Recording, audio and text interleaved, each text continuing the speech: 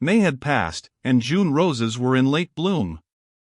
The city was horrid with the warm sun-filtered air after a summer shower, and Robert Brearley looked pale and languid as he stepped from an elevator, in one of the great department houses wherein Ferrars had his bachelor quarters, and walked slowly to his door. Possibly it was the warmth of a very warm June, or there may have been other causes.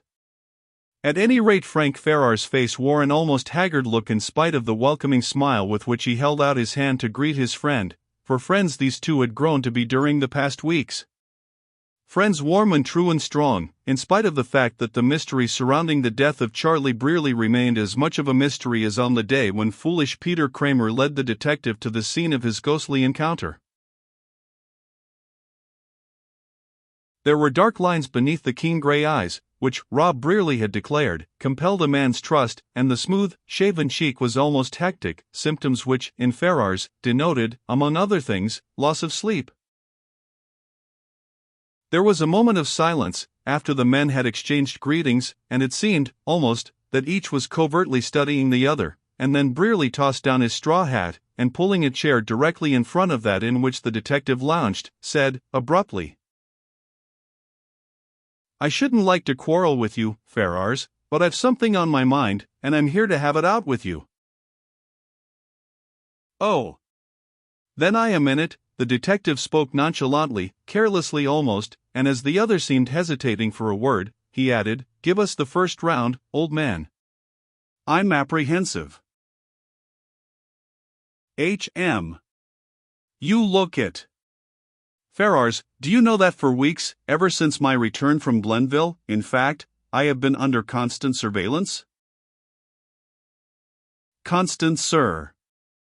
"Excuse me, it's not polite to repeat, Brearley, but what do you mean?" "What I say.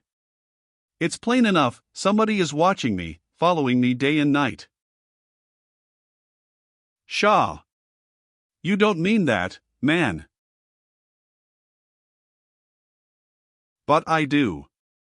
And that is not all." He leaned forward and fixed his eyes upon those of his vis-a-vis as if watching for the effect of his words. "I have been slowly discovering that I am being controlled, constrained, in many ways." "Upon my word." Ferrars was leaning back in his chair with his face a mask, expressing nothing but grave attention. "Make it plainer, Brearley." "I will. I'll make it so plain that there will be no room for misunderstanding. When I first came back from Glenville, I did not go out much, especially evenings, but when I did, I began to fancy that I was spied upon, followed, and, after a time, I became sure of it." "Stop. When did you observe this first?" "I think it was on the third night after my return.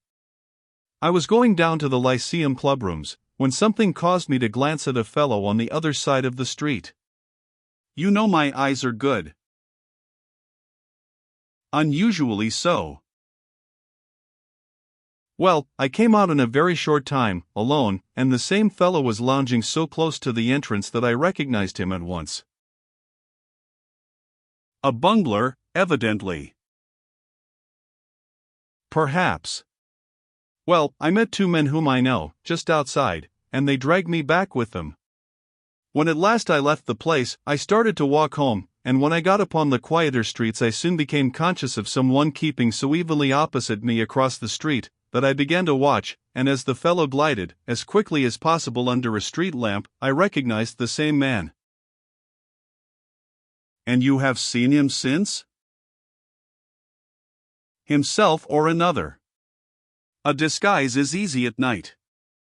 I have been watched, at any rate, and followed again and again." "Ah!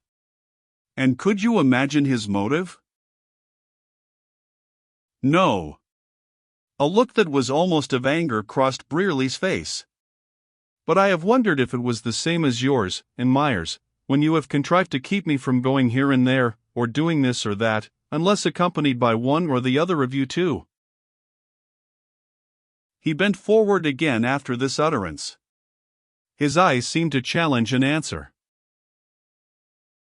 "But it did not come."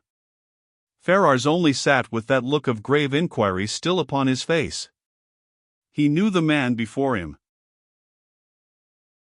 "Ferrars," exclaimed Brearley, when he saw that no answer, no defense, was to be made, "will you look me in the face and say that you, and Myers also, have not connived to keep me under your eyes?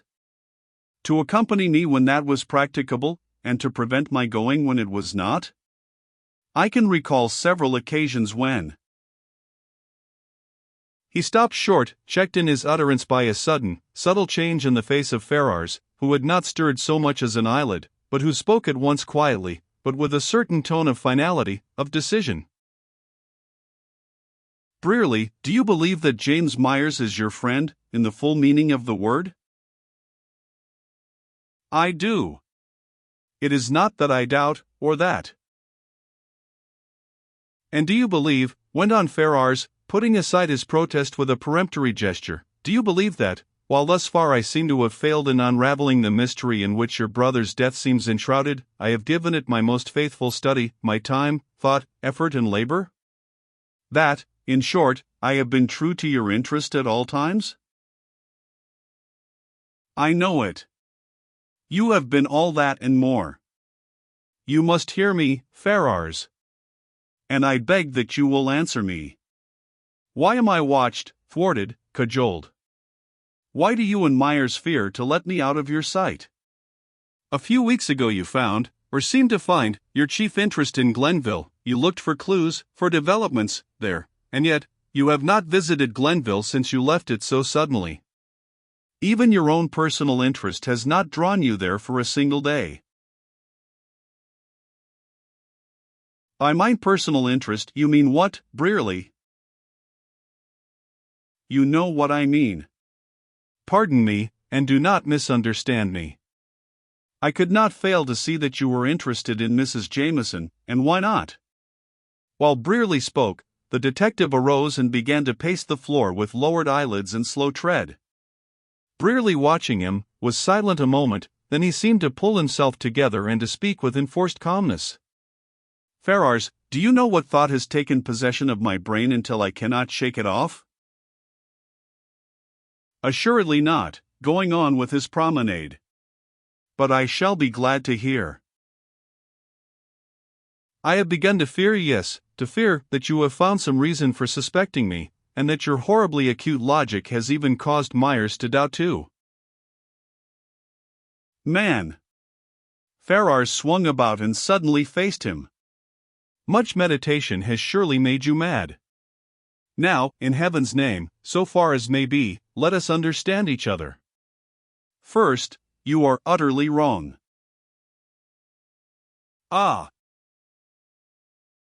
"Next, you speak of Mrs. Jameson, and of my personal interest. I admit, willingly, that I am interested in that lady. But my personal feelings and interests must be subservient for a time to your business."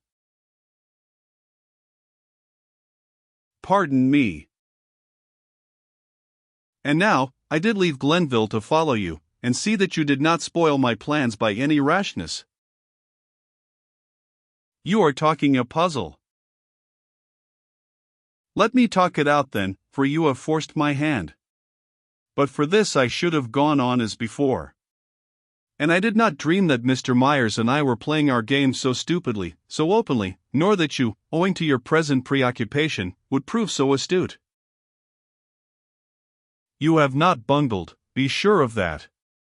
You have been most wonderfully keen and clever, but it was this very preoccupation, as you call it, my abnormal sensitiveness, in fact, which made me study your every word and set me searching for its hidden meaning, and so I could not fail to see that you were handling me, hedging me about, for some purpose." "Ah! You have said the word, Brearley." Ferrars resumed his seat opposite the other, and his tone became once more composed. "We were trying to hedge you about, to put up a wall between you and the assassin who killed your brother." "Wait. Let me say it all. It is little enough.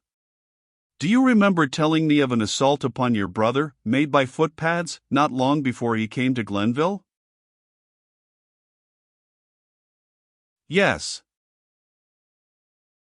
It was that which gave me my first real clue.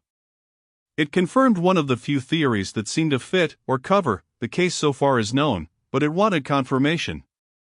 I found nothing in Glenville that was in any way opposed to this theory which I was growing to believe in, but, on the other hand, I found nothing there to strengthen it.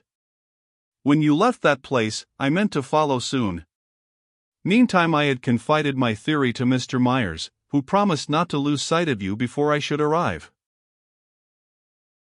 But why? Why? Because I then believed, as I do now, that attack upon your brother last summer was the first act in the tragedy which has robbed you of him. I believed the plot to be far-reaching. It may be a case of vengeance, a family feud. The motive is yet to be discovered, but I will admit to you that I have had, from the first, a reason to think that the affair has not yet ended, and so, as soon as I could, I followed you to town. It was well that I did so. Before I had been your shadow 48 hours, I had proof that you were being otherwise watched and followed. Great heavens! And that is why he stopped short and bowed his head. That is why Myers and I have been such officious friends, why we have advised, remarked, and why I have tried to trace to his lair the man who has been your very frequent shadow. And you think he is the assassin himself or his tool? Good heavens! And you cannot guess his motive? We might guess, of course, half a dozen motives. What I have hoped to find was some fact in your family history, your father's life, or your mother's, perhaps, that would fit into one of these guesses or theories, and make of it a probability.